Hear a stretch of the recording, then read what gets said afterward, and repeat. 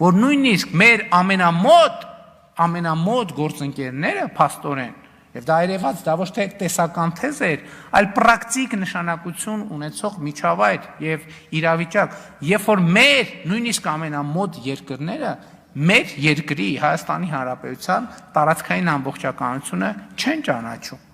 Եվ սա մեզ համար շատ սթափեցնող մի բան էր։ Հենց այդ պահին էր, որ մենք ինքներս մեզ ստիպված էինք հարց տալ, բայց մի րոպե, մենք ինքներս Հայաստանի Հանրապետության տարածքային ամբողջականությունը ճանաչում ենք, որ մի հատ էլ ուրիշներից ենք նեղանում, որ Հայաստանի Հանրապետության տարածքային ամբողջականությունը չեն ճանաչում։ 2022 թվականի հոկտեմբերի 6-ին ես ճանաչել եմ Հայաստանի Հանրապետության տարածքային ամբողջականությունը, հասկանալով, որ Հայաստանի Հանրապետության տարածքային ամբողջականությունը պարփակված է հարևանների տարածքային ամբողջականությամբ։ Ինձ համար դա է այն կետը,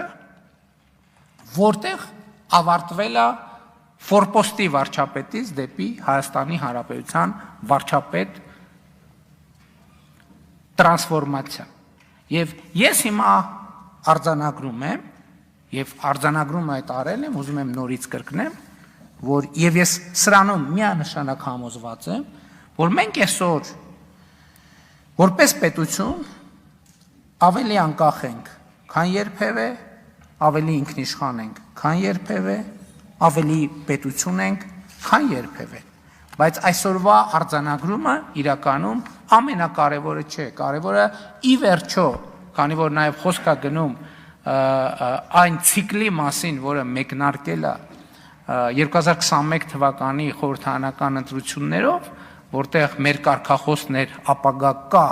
ապագա, շատ կարևոր է նաև ի վերջո պատասխանել այդ հարցին։ Լավ, մենք այդ կարգախոսը իրագործեցինք, թե չիրագործեցինք։ Կա ապագա, թե չկա ապագա։ Սա էլ է ինձ համար գրեթե ամենօրյա խորհրդածության նյութ եւ այդ խորհրդածության արդյունքում ես եկել եմ հետեւյալ եզրակացության, ինչն է գործնականում նշանակում, որ կա ապագա եւ ինչն է գործնականում նշանակում, որ չկա ապագա։ Եթե կա ապագայի նախագիծ հստակ գծագրված, ուրեմն կա ապագա։ Եթե չկա ապագայի հստակ գծագրված նախագիծ, ուրեմն չկա ապագա։ Եվ այո, մենք այդ խնդիրը լուծել ենք, որովհետև այն, ինչ մենք այսօր հանրությանը ներկայացնում ենք, որպես իրական Հայաստանի գաղափարախոսություն, դա ապագայի հստակ գծագրված նախագիծ է, եւ այդ նախագծի գոյությունն է երաշխիքը այն բանի, որ կա ապագա եւ այդ ապագան ունի շատ կոնկրետ պարամետրեր եւ այդ պարամետրերից կարեւորագույնը սեփական միջավայրում հարևանների հետ կարգավորված հարաբերություններ ունենալն է, լիարժեք եւ ամբողջական հարևանների տարածքային միջազգայինորեն ճանաչված տարածքների ամբողջականությունը ճանաչելը եւ դրանով սեփական տարածքային ամբողջականությունը, ինքնիշխանությունը եւ անկախությունը ճանաչելը։ Եվ ես ուզում եմ հստակ արձանագրել, որ վերջին 7 տարիների պատմությունը հարգելի ներկաներ, ինչքան էլ փորձ արվի այլ կերպ ներկայացնել, հենց այս համատեքստում, հենց այս տեսակետից հաջողության եւ ոչ թե անհաջողության պատմություն է։ Տեսեք, շատ են խոսում նրա մասին, որ մենք կորցրել ենք Լեռնային Ղարաբաղը։ Ես այս հարցի մասին էլ բնականաբար շատ մտածել եմ եւ այստեղ էլ իմ եզրակացությունը հետեւյալն է. մենք ոչ թե կորցրել ենք Լեռնային Ղարաբաղը, մենք գտել ենք Հայաստանի Հանրապետությունը։ Այս է ճշմարտությունը, որովհետև ինչպես նախկինում ասել եմ, Լեռնային Ղարաբաղի հարցը որպես ինչպես ընդդիմության գործընկերներն էին ձևակերպում, որպես թոք օգտագործվել է, որ Հայաստանի Հանրապետությունը չգտնվի Հայաստանի Հանրապետությունը որպես անկախ եւ ինքնիշխան պետություն չկայանա եւ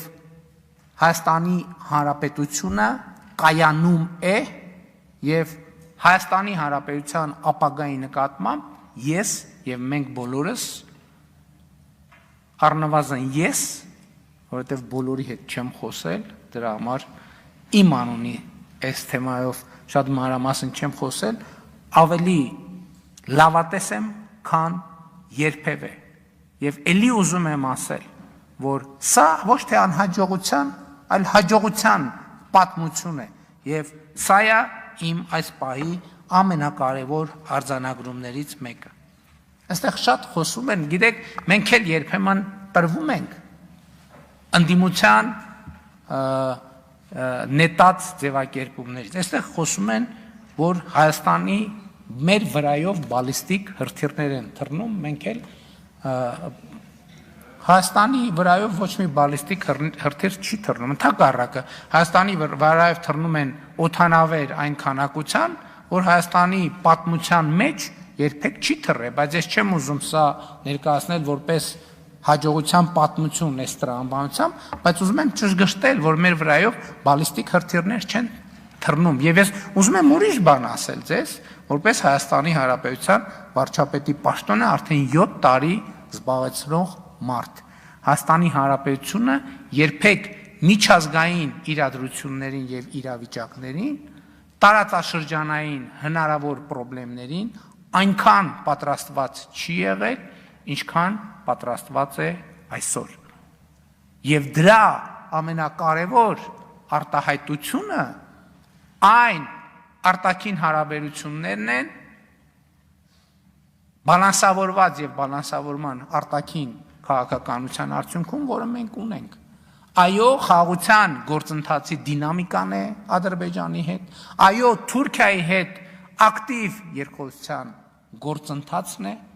այո, տարբեր ուղղություններով մեր հարաբերությունների եւ մեր վիճակի կարգավորումը եւ մեր միջազգային հեղինակության աներկբա եւ աննախադեպ բարձրացումը։ Էլ եմ ասում, մենք շատ պարզ ենք նայում դրան, որովհետեւ արդեն դրանք իրողություններ են։ 2026 թվականին Հայաստանը հյուրընկալելու է համաշխարհային մակարդակի երկու կարևորագույն իրադարձություններ՝ Եվրոպական քաղաքական համայնքի գագաթաժողովը եւ կենսաբազմազանության COP17 համաժողովը։ Սրանք պատահական չեն եւ սրանք հաջողության պատմության ֆիզիկական արտահայտություններն են։ Շատ խոսվեց եկեղեցու հետ կապված իրադրության մասին։ Այո, փորձ են անում ներկայացնել, թե մենք պայքարում ենք եկեղեցու դեմ։ Իրականում մենք կանգնել ենք եկեղեցու սրբության սրբոցը նվիրապետությունը պաշտպանելու դիրքերում։ Մենք այսօր այլ բան չենք անում, քան եկեղեցու 356 թվականի Աշտիշատի ժողովով հաստատված նվիրապետությունը պաշտպանելն է։ Աշտիշատի ժողովում սահմանվեց, որ եկեղեցու վերնախավը պետք է լինի ուսակրոն։ Ինչու՞։ Առաջինը դավանաբանական հիմնավորումներով, որովհետև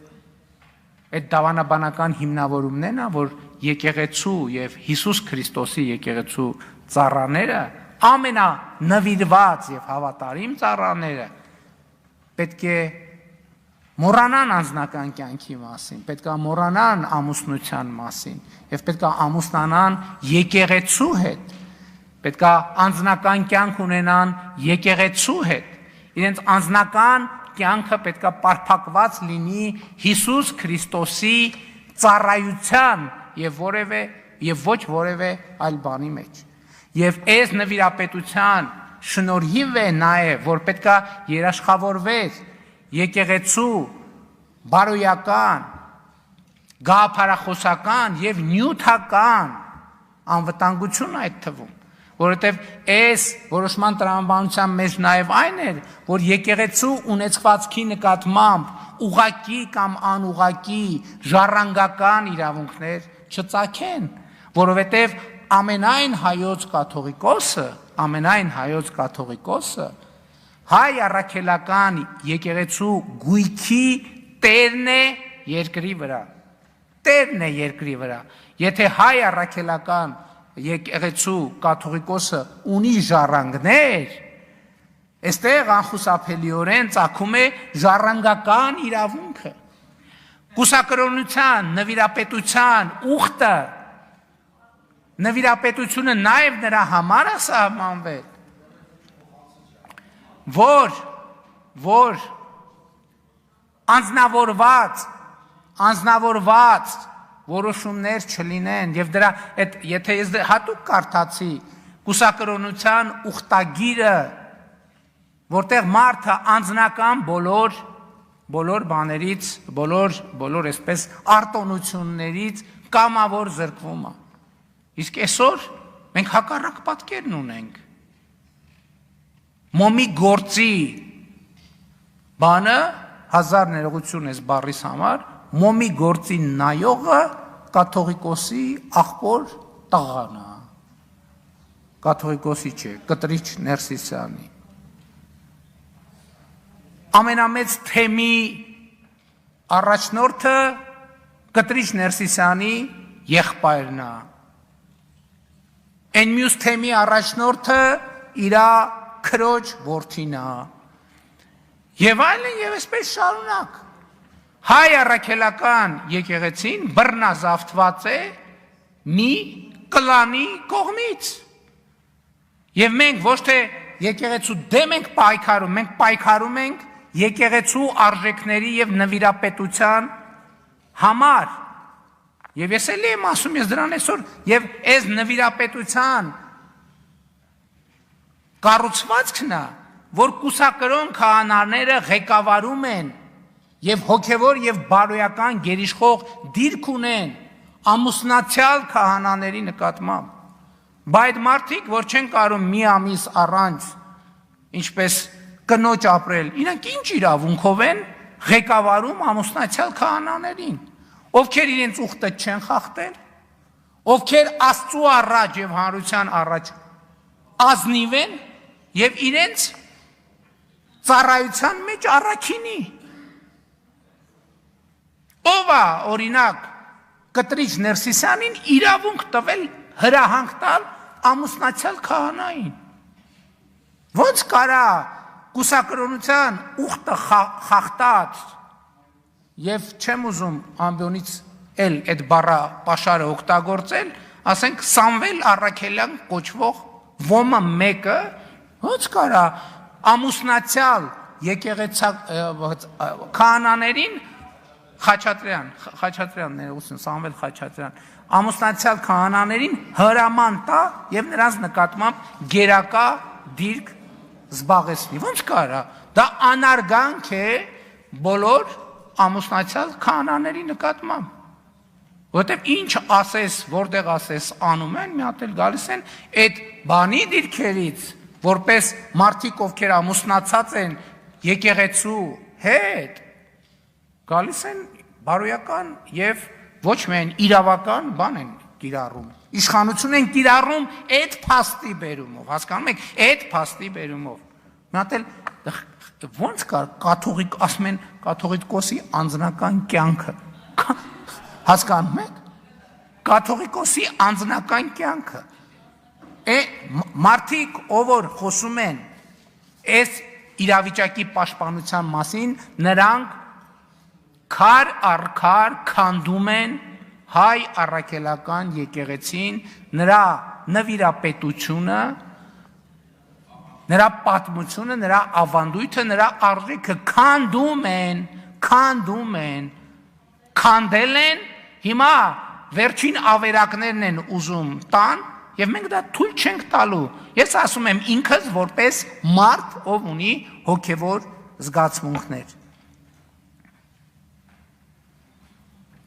Այսպիսի արտահայտություն միջամտություն եկեղեցու ներքին գործերին։ Հասկանում եք։ Սա ամեն ինչի մասին ասում է։ Ամեն ինչի մասին ասում է։ հայ առաքելական եկեղեցու հետևորդները միջամտնում են եկեղեցու ներքին գործերին։ Ոնց կարա այդ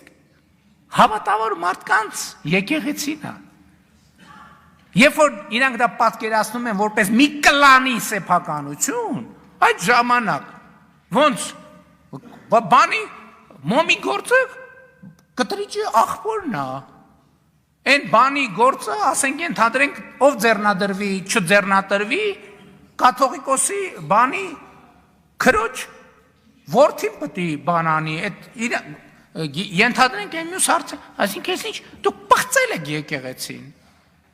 եք եկեղեցին, եկեղեցին դարձրել եք մի հատ բան, ասենք ենթադրենք մի հատ սպայից ավելի լավ սպան հարգելի գործունեություն է, ավազակների տեղ եք սարքել, ինչպես Հիսուս Քրիստոսը ասում է նոր կտակարանում, հաջորդը, այս նոր խոսույթը, այսինքն նոր չէ, հին խոսույթը, տենց անում են, որովհետև թուրքերն են տենց ուզել, տենց անում են, որովհետև ադրբեջանցին։ Այս մեր իրականության ամենախոշոր եւ ամենապրոբլեմատիկ կոմպլեքսն է։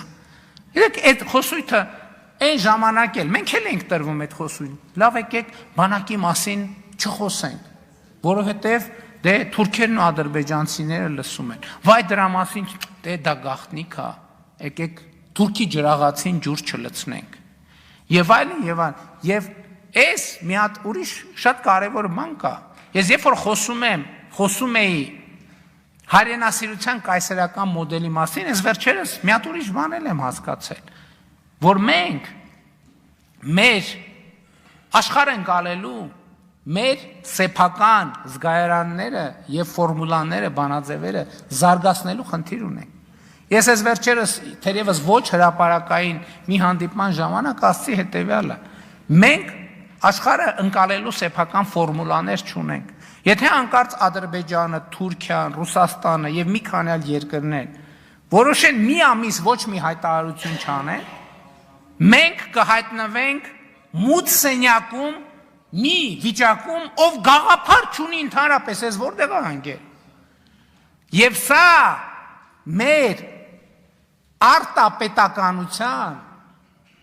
կարևոր առանձնահատկությունն է, որ ներդրված է։ Չեք տեսնում ես ինչ են խոսում։ Ինչ խոսում են, իրանք խոսում են այն ամեն ինչը, ինչ որ դնում են այստեղ, որևէ մեկը Հայաստանում ծնված ընկալում չի։ Մի մասը, այսինքն ամբողջը արտաքին խոսույթներից ծաղկաքաղա, որը բերվում այս ամբիոն, եւ այս ամբիոնից մատուցվում է։ Եվ մենք պետք պարտավոր ենք առերեսվել այս խնդրի հետ։ Ընդդիմադիր պատգամավորն ասում, ասեք, ինչ եք ուզում մեր ժողովրդից։ Ես կարող եմ ասել, ինչ եմ ուզում մեր ժողովրդից։ Ես ուզում եմ, որ մենք ճանաչենք աշխարհը։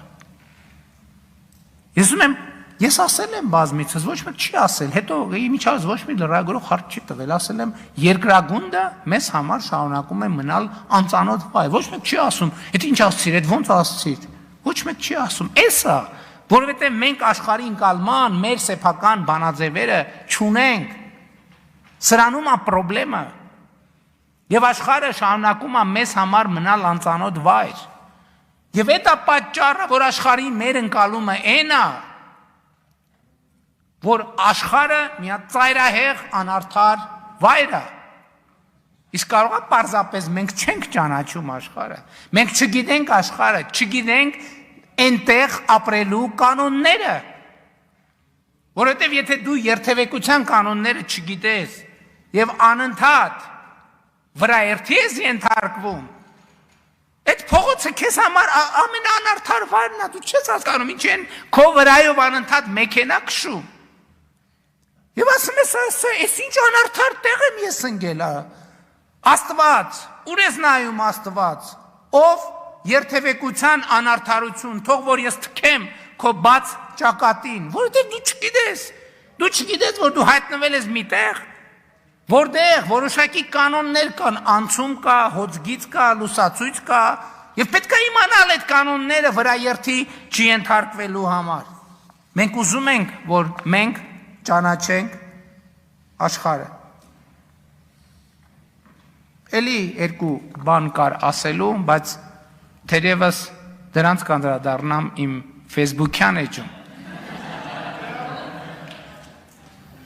Որովհետև այդ անդրադարձերը չեմ կարծում, թե արժանի են ազգային ժողովի ամբիոնից հնչեցնելու։ Շնորհակալ եմ։ Շնորհակալություն մեծարգո պարոն վարչապետ, հարգելի գործընկերներ։